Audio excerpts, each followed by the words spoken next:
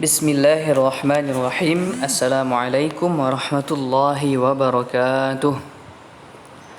Alhamdulillahi rabbil alamin. Wassalatu wassalamu ala ashrafil anbiya'i wal mursalin wa ala alihi wa ashabihi rasulillahi ajma'in, amma ba'd.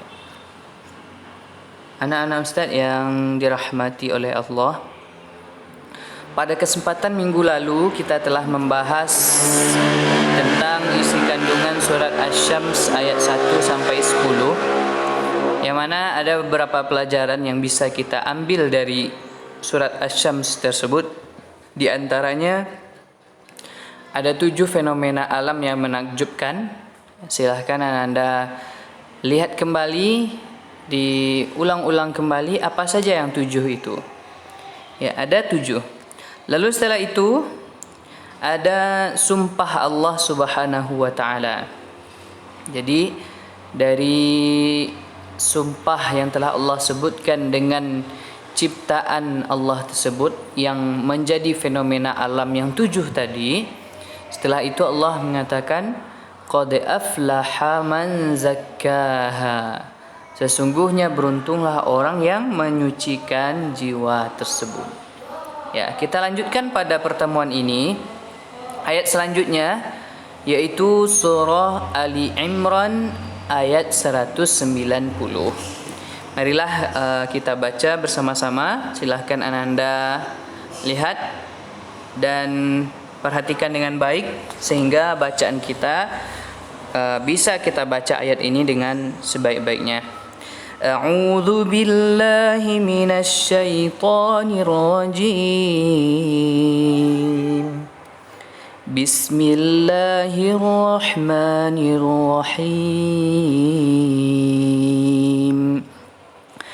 Inna fi khalqis samawati wal ardh واختلاف الليل والنهار لآيات لأولي الألباب. Sesungguhnya dalam penciptaan langit dan bumi dan pergantian malam dan siang terdapat tanda-tanda kebesaran Allah bagi orang yang berakal. Ya, di sini dapat kita lihat dari ayat ini langsung nampak gambarannya. Pertama, penciptaan langit dan bumi. Betapa besar sekali kekuasaan Allah sehingga bisa menciptakan langit dan bumi. Kita lihat bumi begitu luasnya sehingga banyak di antara kita yang tak bisa mengelilingi dunia dengan mudah begitu saja. Butuh beberapa minggu, beberapa bulan agar bisa kita mengarungi seluruh isi dunia ini. Dan itu pun bukan seluruhnya, hanya sebagian saja. Maka bumi ini adalah bumi yang Allah hamparkan dengan begitu luasnya, yang bisa dimanfaatkan untuk hamba-hamba Allah. Dan di bumi ini juga kita mencari kehidupan, mengumpulkan bekal-bekal yang akan kita bawa ke akhirat kelak. Jadi berhati-hati Anda semua yang saat ini masih lalai, yang masih meninggalkan salat, yang masih banyak bercanda huru-hara membuang waktunya sia-sia. Jangan sampai nanti ternyata waktu kita ternyata telah dipotong oleh Allah dan tak bisa kita hidup lagi di dunia ini. Maka berhati-hatilah kita dengan waktu tersebut. Lalu selanjutnya pergantian malam dan siang. Ketika siang hari kita bisa melihat bahwasanya sinar matahari itu begitu terang benderang sehingga benar-benar tampak jelas ketika kita melihat di siang hari begitu terang. Kita bandingkan dengan malam, yang malam begitu gelap, yang hanya bisa diterangi oleh bulan dan bisa diterangi oleh lampu-lampu yang diciptakan oleh manusia, dan itu tidak bisa mengalahkan terangnya matahari. Maka Allah menciptakan siang dan malam dengan kekuasaan yang luar biasa sekali. Lalu dari penciptaan langit dan bumi, siang dan malam, Allah mengatakan la ayatil liulil albab. Yang demikian itu adalah tanda-tanda kebesaran bagi orang-orang yang berakal. Jadi kalau kita bisa termasuk menjadi orang-orang yang berakal, berarti kita bisa memikirkan hal tersebut semuanya berkat kekuasaan Allah Subhanahu wa taala. Anak-anak saya yang dirahmati oleh Allah, kita lihat di sini ada sebuah penafsiran dari Buya Hamka. Jadi Buya Hamka itu punya tafsir namanya Tafsir Al-Azhar.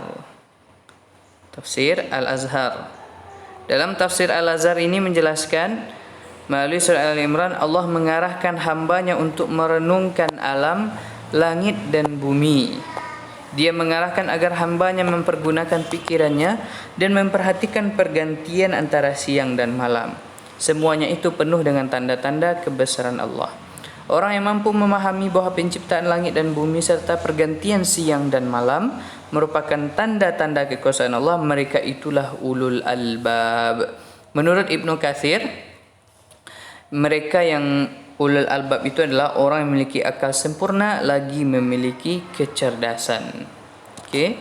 Jadi mudah-mudahan kita bisa memikirkan apa yang Allah ciptakan sehingga kita bisa termasuk orang yang ulul albab, orang yang benar-benar sempurna akalnya. Lalu kita lihat di sini asbabun nuzul, sebab turunnya surah Ali Imran ini, ayat 190. Suatu ketika Bilal hendak azan subuh.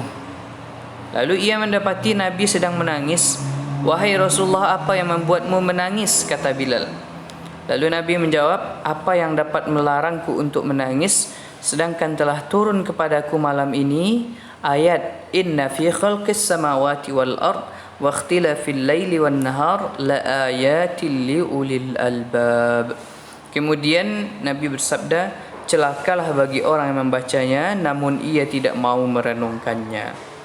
Jadi Anda perlu garis bawah yang ini. Ketika kita membaca ayat tadi, kita harus renungi bahwasanya agar kita merasa bahwasanya Allah lah yang menciptakan segala-galanya, terasa benar ayat itu oleh kita. Sehingga kita merasakan ayat itu memang memberikan pengaruh kepada kita, sehingga apa yang Allah ciptakan di sekitar kita itu adalah tanda-tanda bagi orang yang berakal. Lalu setelah kita selesaikan ini, silahkan Ananda hafal ayat ini, insyaallah tidak panjang. Cara mudah menghafalnya potongan demi potongan. Pertama Ananda hafal dulu inna fi khalqis samawati wal ard, berhenti di sana. Lalu sambung waqtilafil laili wan nahar. Lalu potongan ketiga la ayatil liulil albab. Maka insyaallah bisa Ananda hafal. Karena setelah ini Ustaz akan ambil nilai hafalannya. Silahkan dihafal ayat ini potongan demi potongan sehingga bisa lebih dimudahkan menghafalnya. Selanjutnya kita bertolak ke hadis yang diriwayatkan oleh Imam Bukhari dari Abu Hurairah. Silahkan Anda perhatikan dengan baik ketika Ustaz membacakan. An Abi Hurairah. Jadi tidak ada baris, silahkan dilihat. An Abi Hurairah anin Nabi sallallahu alaihi wasallam, dari Nabi sallallahu alaihi wasallam. Tadi dari sahabat namanya Abu Hurairah. Lalu Rasulullah bersabda, Qul innallaha lamma qadal haqqa kataba indahu fawqa arshihi inna rahmati taghlibu ghadabi.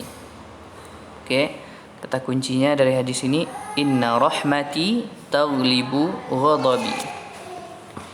Jadi kita lihat terjemahnya dari sahabat Abu Hurairah radhiyallahu anhu. Rasulullah sallallahu alaihi wasallam bersabda, tatkala Allah menciptakan para makhluk, Dia menulis dalam kitabnya yang kitab itu terletak di sisinya di atas arasy. Lalu Allah mengatakan, sesungguhnya rahmatku lebih mengalahkan kemurkaanku. Jadi rahmat Allah itu lebih besar daripada murkanya Allah Subhanahu wa taala. Sehingga kalau seseorang sudah dirahmati oleh Allah, maka akan terhapuskan segala murka Allah darinya. Karena akan mendapatkan kebahagiaan dan kesenangan apa yang dia inginkan kalau memang sudah dirahmati oleh Allah Subhanahu wa taala. Ini hadis riwayat Imam Bukhari yang merupakan status hadisnya adalah hadis qudsi. Nama hadisnya hadis qudsi. Hadis qudsi itu adalah hadis yang disampaikan oleh Rasulullah tetapi merupakan perkataan dari Allah Subhanahu wa taala. Lalu dari penjelasannya kita lihat hadis ini menjelaskan bahwa rahmat Allah lebih dahulu ada dan lebih luas daripada murkanya, seperti yang kita garis bawahi tadi. Hal itu disebabkan rahmat Allah adalah sifat yang mudah melekat pada diri Allah dan diberikan kepada makhluknya tanpa sebab apapun. Ya, karena Allah memberikan rahmat itu tanpa sebab. Tetapi kalau Allah memberikan murka, Allah marah karena ada sebab. Contoh, ketika Ananda mendapat sebuah kecelakaan, bisa jadi itu adalah kemurkaan dari Allah, mungkin karena Ananda tidak solat, mungkin karena Ananda tidak mau membantu orang tua, bahkan melawan kepada kedua orang tua atau berbohong kepada orang tuanya, maka termasuk itu sebab dari kemurkaan Allah Subhanahu wa taala. Okey, baiklah sampai di sini pembahasan kita. Sekarang Ustaz minta masing-masing Ananda, pertama tadi adalah menghafal surah Ali Imran ayat 190. Okey. Boleh dengan beserta artinya, sangat bagus sekali. Kalau menghafal ayat saja, maka Ustaz kasih nilai paling tinggi 90. Ya, maksudnya ayat dan hadis.